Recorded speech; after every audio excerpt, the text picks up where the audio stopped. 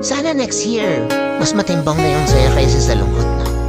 Sana next year, kayanin natin kahit maraming pagsubok. Kasi grabe din yung taon na to eh. Daming nawala, dami tayong hinarap na challenges na hindi nila alam. Napakabigat ng taon na to para sa atin. Pero looking forward ako, sana next year, kung ganito man kabigat, sana mas naging malakas tayo para kahit paano worth it lahat ng sakripisyo. Hoping ako and praying.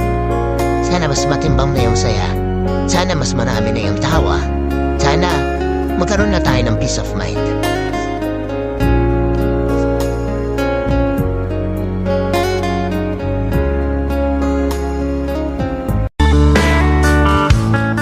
Wala akong dapat baguhin sa sarili ko.